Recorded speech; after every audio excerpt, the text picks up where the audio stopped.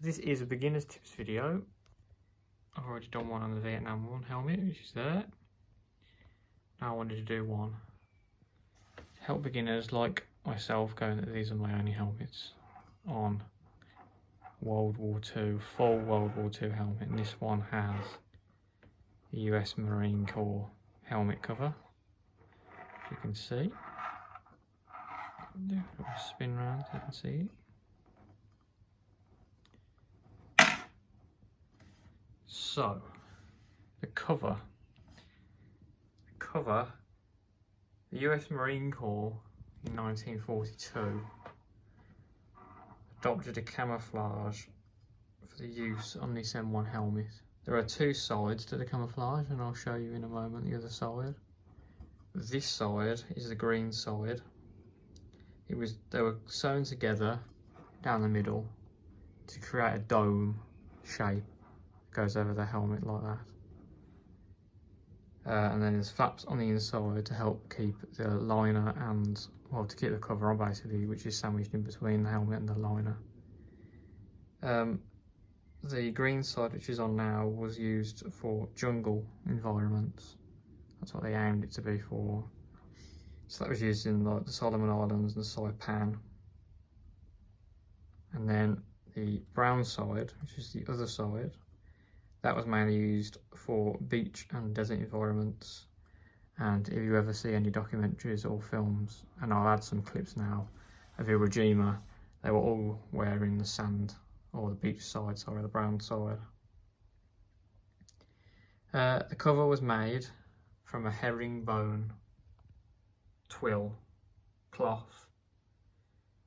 And there are a few things to look out for on these, because they are, like everything in military, they are reproductions, and the reproductions do look very similar to the untrained eye. There are a few very key things to look for. Firstly, it's just simply the colours. So on this side there are 5 colours if you're counting the base colour, but there is the base colour there, pea green. Then you have 2 browns, which you can see on that one perfectly. So you've got this brown, that green, and that green. They're the 4 colours that make up the jungle side, the green side. I shall take the cover out now and I will show you the inside. So I've taken the liner out, and now on the other side, ta-da, there is the brown side. I'll add a photo of the helmet with the brown side on and the green side on, but there are 3 different browns used on the brown side. Show that one, and that one, and then the base colour. These ones are really nice condition ones, so it really looks almost like mint, other than a few tears. Another thing to add before I forget, so soldiers, because of the way the flaps were, they're a bit awkward. Typically see on a US Marine Corps helmet that they would have cut slits for the chin strap to come through. Just a nice touch. So even though I know this would have been used by a Marine at some point in the war, or Korea, because these would have been used in Korean War, because you do have a 1953 Anchor one. Yes, they were made in it has 1953 on the contract stamp, but the Korean War went on from 50 to 53. So for those 3 years, it would have been the US Marine Corps covers used from World War II. So like this one, without the foliage slits, which I'll get onto in a moment, or the buttonhole, sorry. So yes,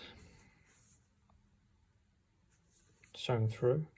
Sewn on chin straps coming through the slits the soldiers would have made. So yes, brown side. The Pac-Man would also be on the other side. This is called the Pac-Man. And I've actually got 2 right there on either side, which is just lucky that they're right next to each other.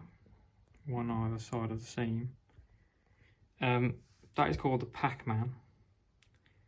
And what you need to look for is that base colour line that goes around the edge.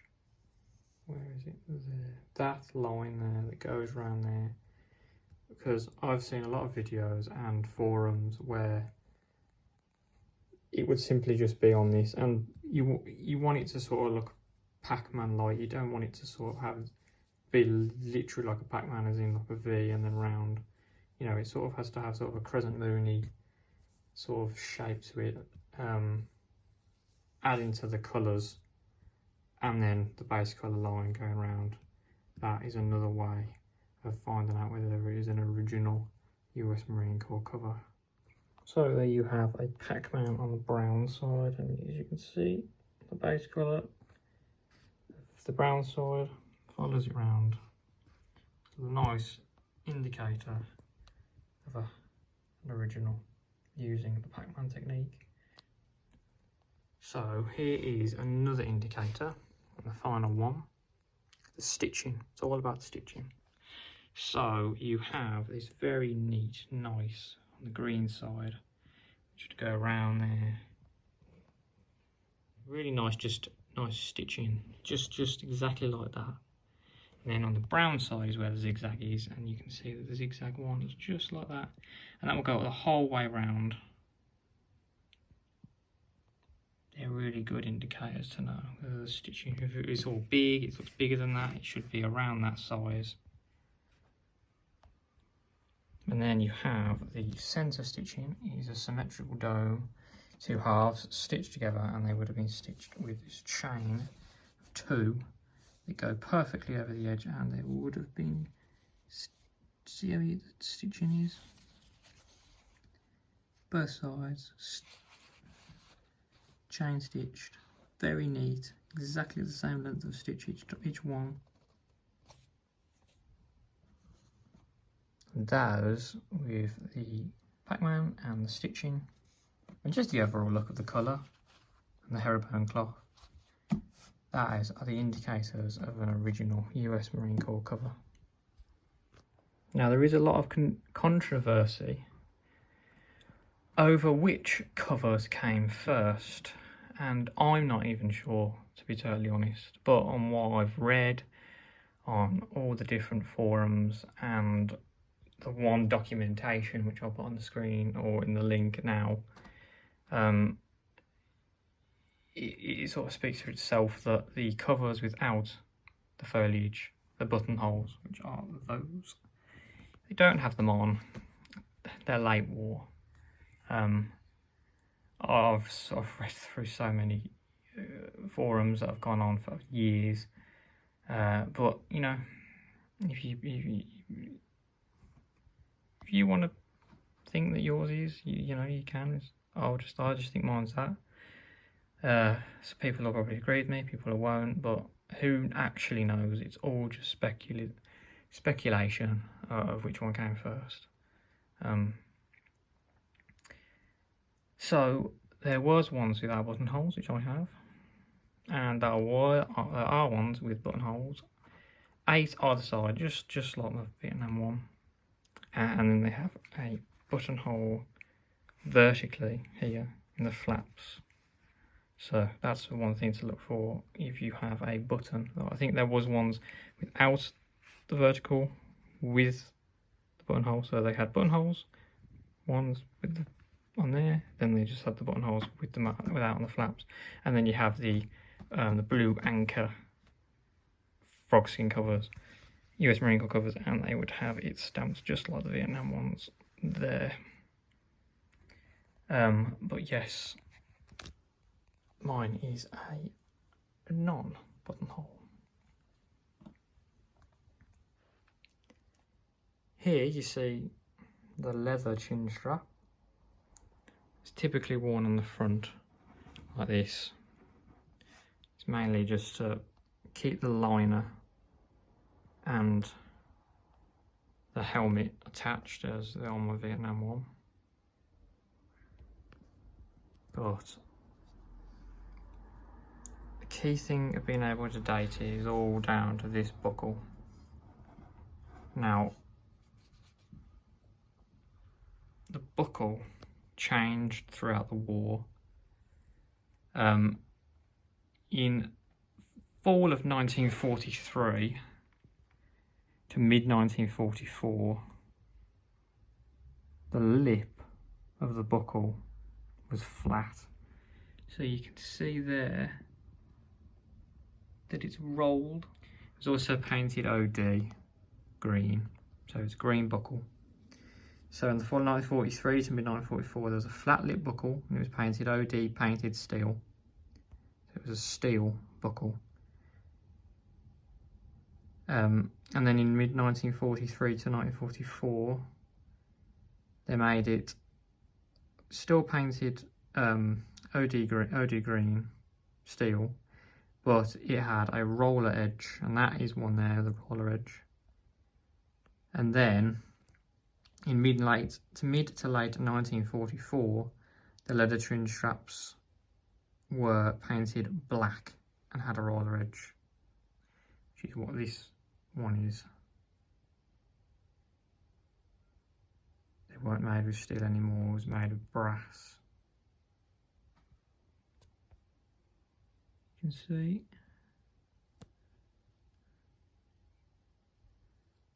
They were also treated as an anti-rust coating, and that is what gives the black appearance. But you can see, because this one is well worn, you can see where the brass is starting to come through. And on the inside of the liner, that is where the chin straps are in place, on the small part there and there. And then it comes round on the outside there. So I'm always very careful because of how dry the leather's gone. It's one thing to look out for an original one, it probably will be quite dry. But on the other side of this, here on the rivet, don't know whether there you see it says United Car. Now they were the main manufacturer of the rivets that connected the different parts of the helmet together. So on the back here, on the nape strap, inside the liner, they also are United Car. So they were the main rivet makers for the US military, and that's what they made the leather chin straps, rivets, and those for the nape strap on the back of the liner, which I'll come on to in a short while, just tell you about the liner. Yes, that is the leather chin strap. Not all World War II buckles had United Car on, some are unmarked. So I don't think you haven't got an original one just because it doesn't say it. It just obviously guarantees it when it has it on. But some of them are unmarked. You need to just look at the buckle and see what you think of that, the overall condition of the leather. It's quite difficult to really know, but if you've got a green one and it looks to be well used, nice green buckle, all black. But United Car changed their name in 1945, in roughly April 1945, and they changed their name to DOT, and they were produced into the mid-60s. And on this one of my Vietnam liner with the P55 liner, here is out of the box 1962 liner, original black painted steel. But what this was is here where it says DOT. So you could have a World War II chin strap that does say DOT. Doesn't necessarily mean it's Korean War or Vietnam, because they did change their name in April, and obviously the war did not finish in April. So you could possibly have a World War II with DOT. There are ones out there, very rare though. Couldn't say they're very normal, mainly United Car or unnamed, but yeah, United Car changed their name in 1945 to DOT. So that is what the DOT buckle rivet looks like. United Car. Now the chin straps on all World War II M1 helmets, they were sewn on to the loops. As you can see there, look, there is the stitching to have this sewn on to the bail. And I'll just show you this one. It was after the Vietnam War, and it's connected there. It's not the best side to show. There you go.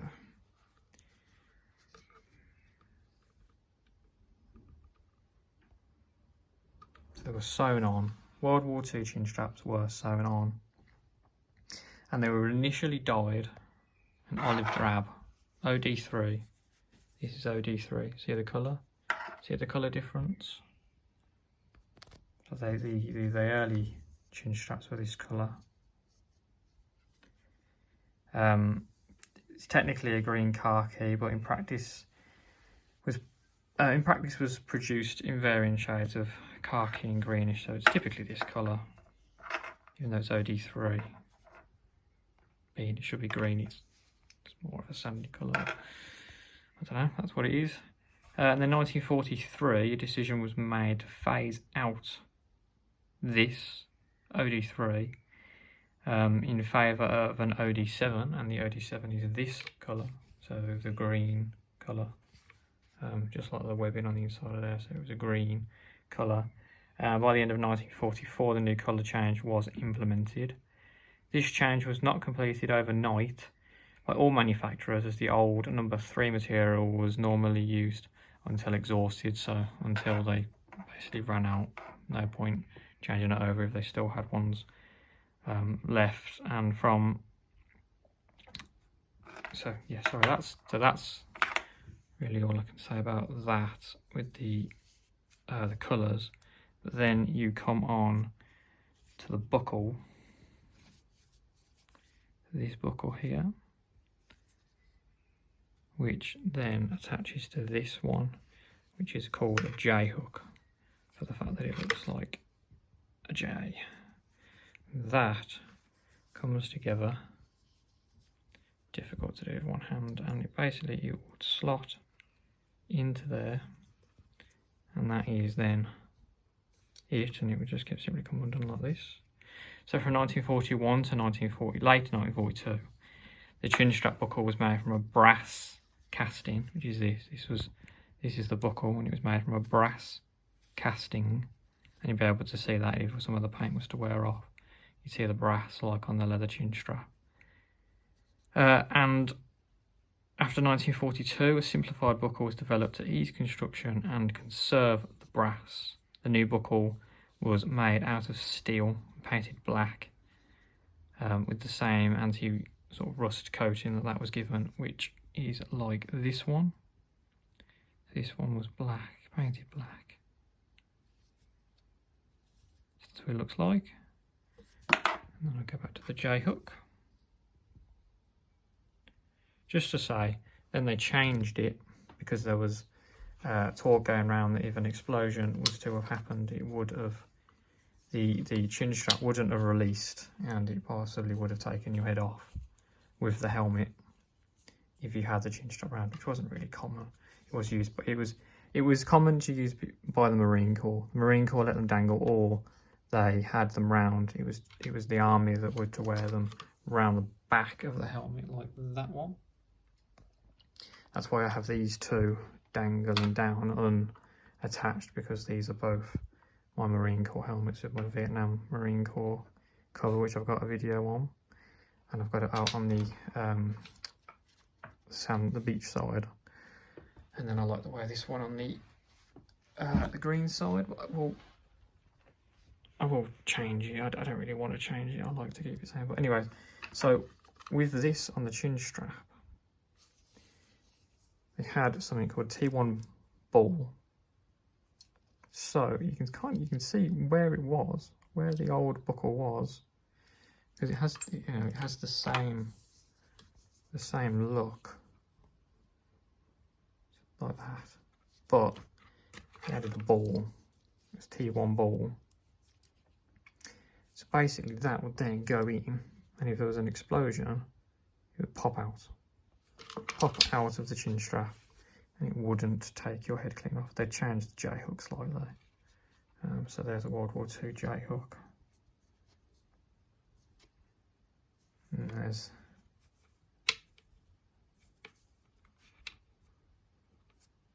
changed that in the 50s. Well, actually, I think they implemented it in the 40s. But you know, if you was to have a helmet like with, if you was to see the there on the chin strap, that would be definitely like a Vietnam. But they still would have had possibly the reused helmets, and they would have had the sewn-on chin straps. I'm sure they probably would have done that all the way up to the 80s. You might have got one with the sewn-on chin strap still if the helmet was lucky enough to survive. So, in 1942, when they designed the helmet shell, they also needed to design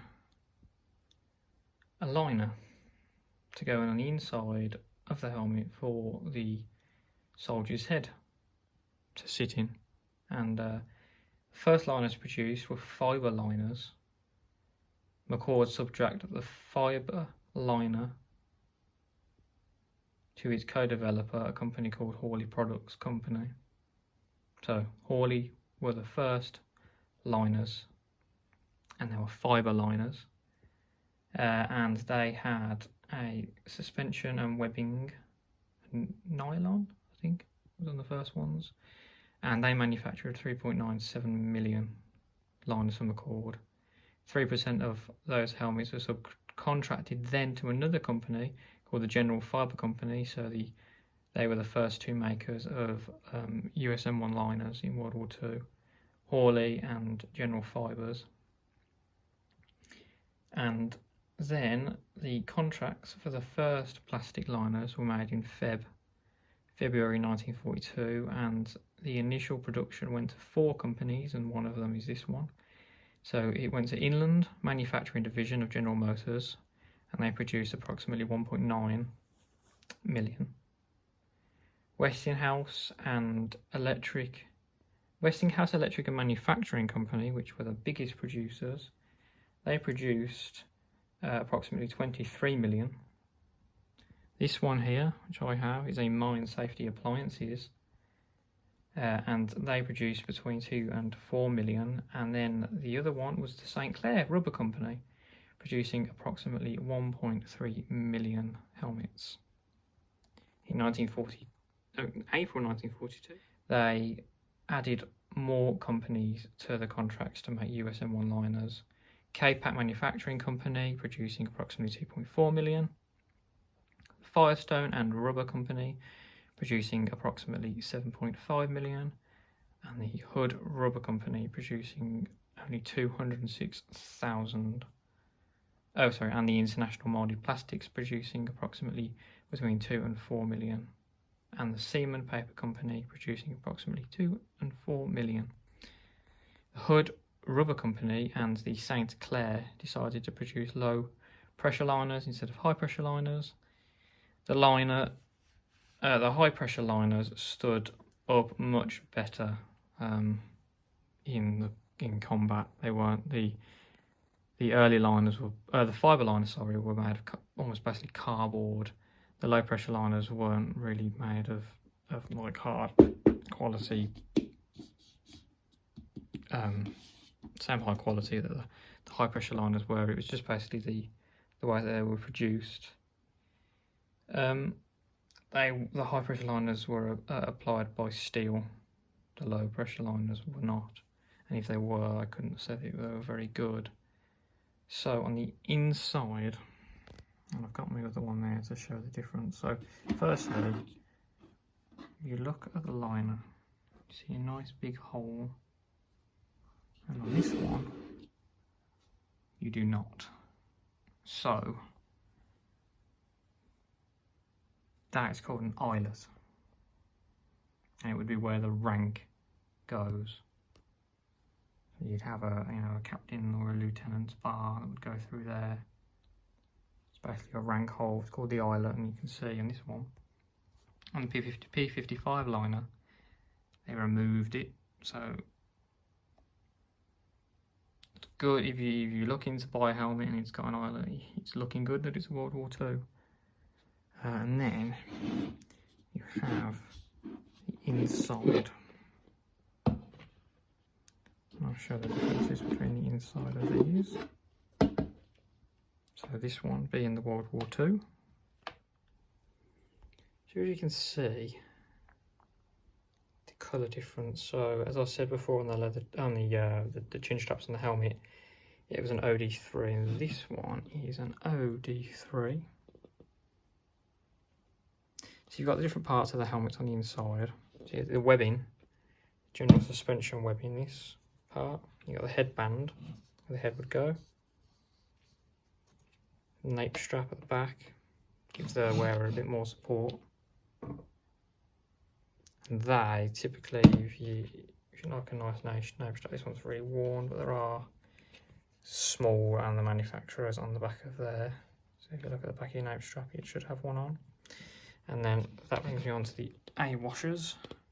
Now the A washers, and just generally just the parts of the helmet, the A washers are a really good way of being able to date a helmet.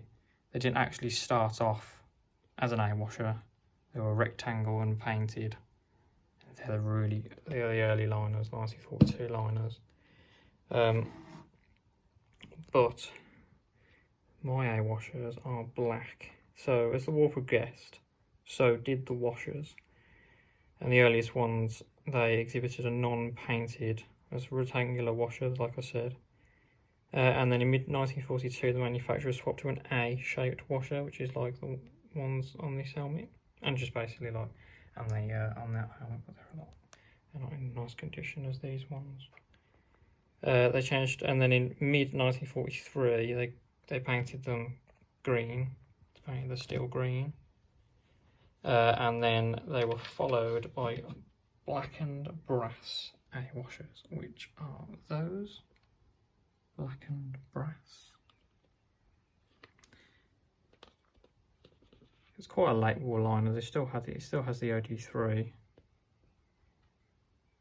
You can tell the date by the A washers, and then this one has soldier's name and number. It also has one there on the leather chin strap. You can always research them on the National Archives by putting in their name and doing a bit of research. That's always fun. That is the liner. I'll just quickly show you this one. There's the green on the inside. Oh, I forgot a crucial part.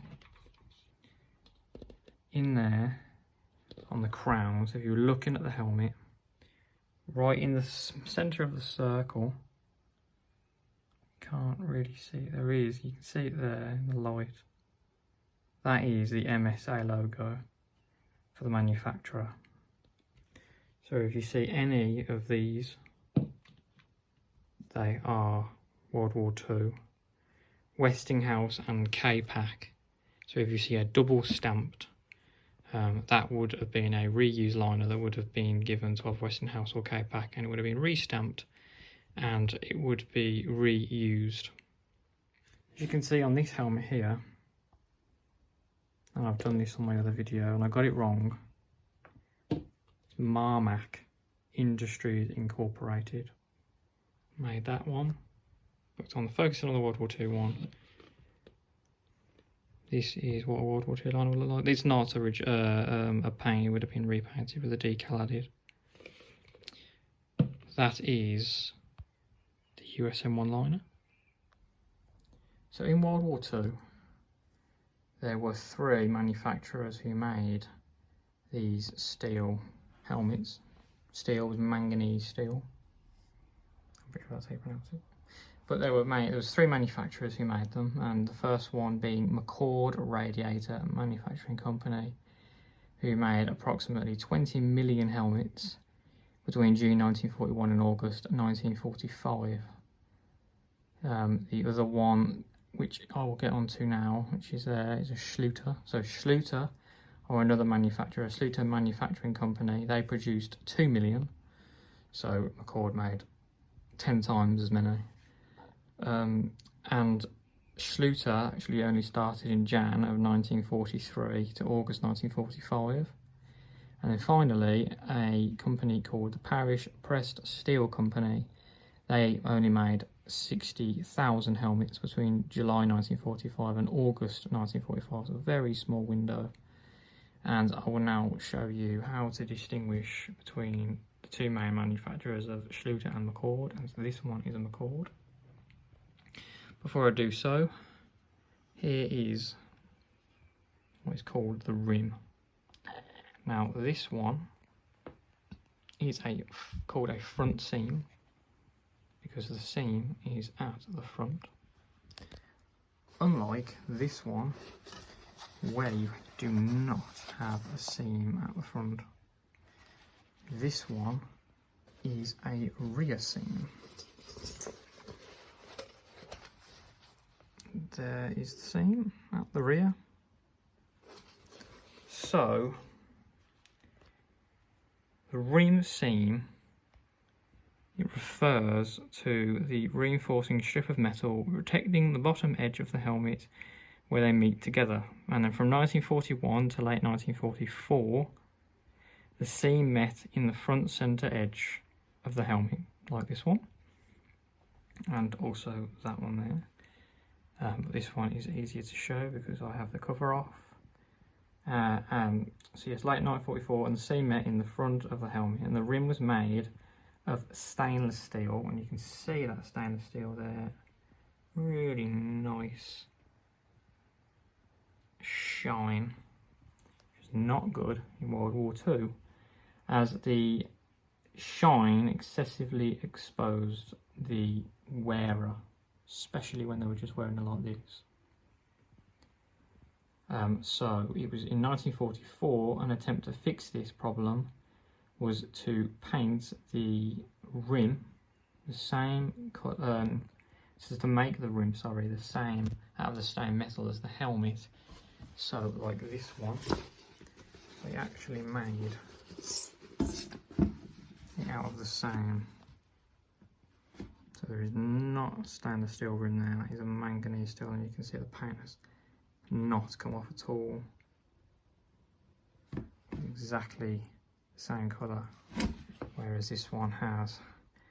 And this Vietnam one here of mine has a very nice rip there on the front that exposes the World War II front seam stainless steel helmet underneath. What also didn't help was, that is why the US Marine Corps cover was put in place, because as you can see in the light, there is a nice shine on that helmet, even though it is called, it has something called caulking, and you can see that it is not completely flat. There is all these little dots. So when they would have been painted back in the factory, and this one in 1943, they would have had caulk applied to break up the shine, but obviously the more the wear on the helmet, it sort of was worn off to a sort of a smoothness, and now there is a glare, but you can see where the caulking was. So here you have the inside of the helmets. Here's the World War II one. Firstly, I'll start with the bales. So the bales are where the chin straps would have been. And you have two types of bales. You have a fixed bale, just welded on. It's not coming off unless it's really battered, but they're really welded on. Or a swivel bale, which swivels. You have the ability to swivel it. Easy for the wearer. Pretty much just nice and easy for the wearer to be able to move it. You know you've got a nice early World War II helmet when you have a fixed bale.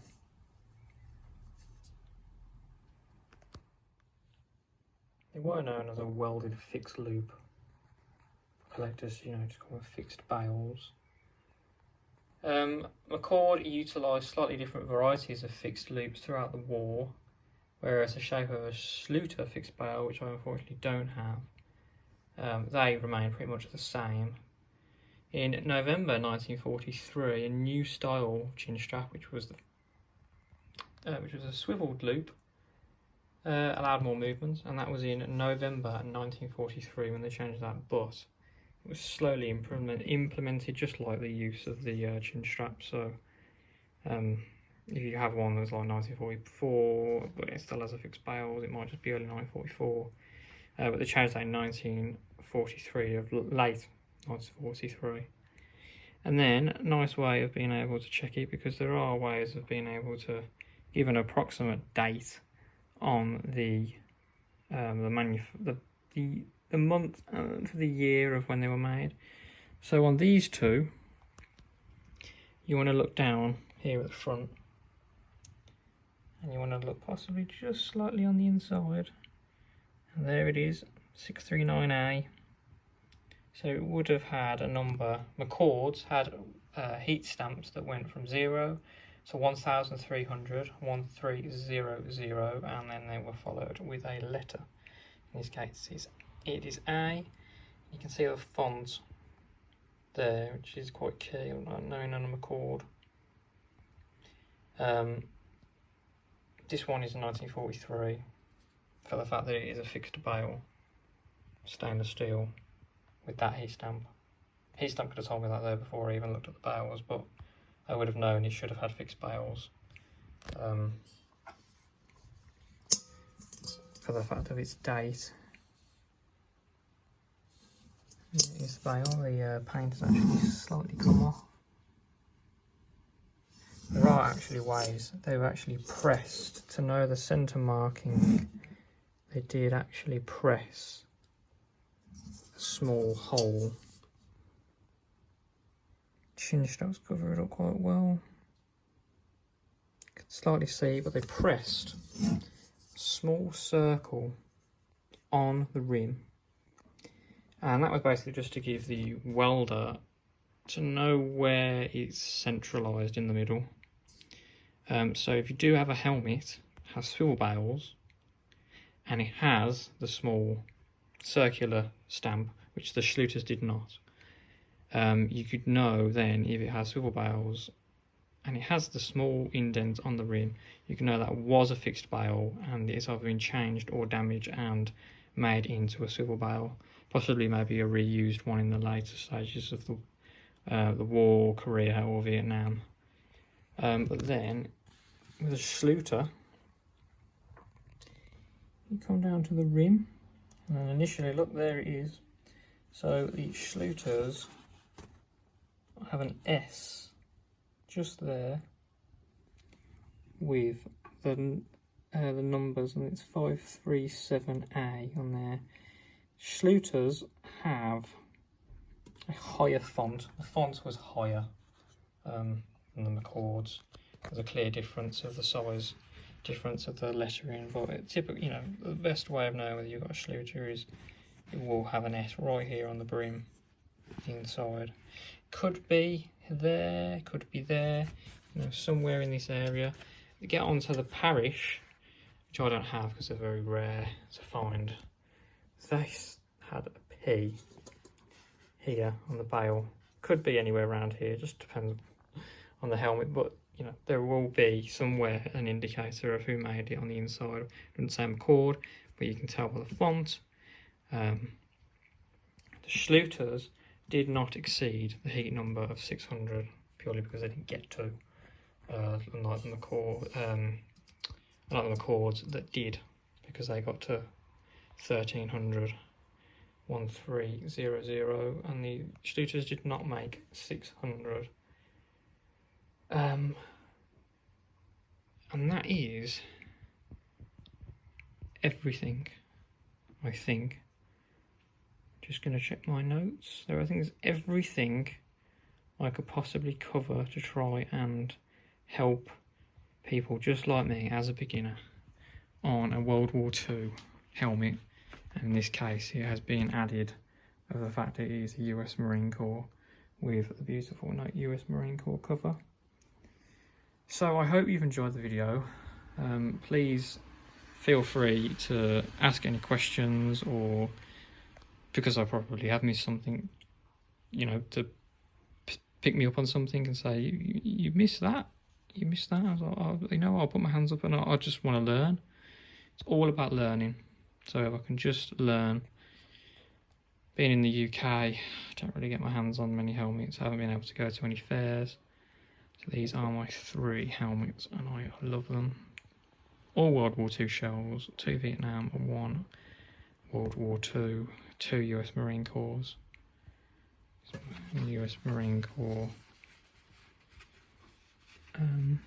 colour I'm not even going to try. So I'm not sure where it is. Right, so thank you very much for watching. Like and subscribe and comment. Thank you very much for watching. This has been Military Guy.